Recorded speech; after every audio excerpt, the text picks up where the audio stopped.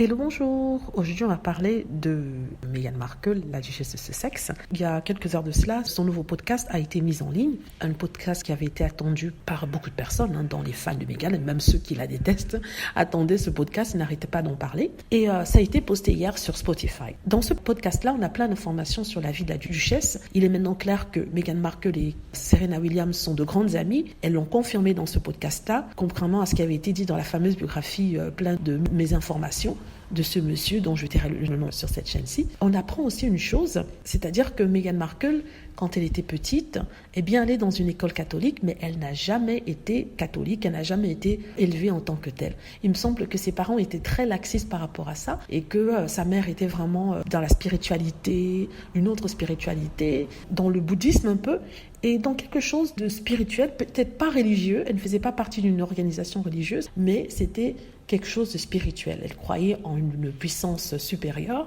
que certains appellent Dieu, mais elle appelle autre chose, elle considérait comme autre chose. Donc elle revient dessus dans son podcast, même si elle ne va pas trop en détail, parce que bien sûr, on ne parle pas de religion dans le podcast, on parle plutôt de l'ambition féminine, on parle plutôt de la façon dont les femmes sont perçues.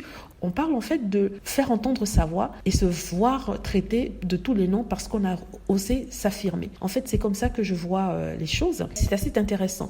On apprend des petites choses aussi sur Meghan Markle dont on ne savait pas. Elle confirme une chose, c'est-à-dire qu'elle ne vient pas de Compton, sa mère n'est jamais née à Compton et que elle ne connaît personne à Compton et elle ne voit rien d'anormal de Compton. Mais si c'est pour utiliser comme un stéréotype pour la société des gangs, elle trouve que c'est assez malicieux de la part des personnes qui le font, ici notamment les journaux. Par contre, Serena Williams, elle vient de Compton. Donc, et Compton nous est décrit comme un endroit, un ghetto, on va dire, où il n'y a que des Noirs, c'est la zone. Pourtant, ce n'est pas le cas. Elles ont d'ailleurs révélé le nom d'une personne célèbre qui venait de Compton aussi, pour dire que dans Compton, il n'y a pas que des Noirs, il y a aussi d'autres races.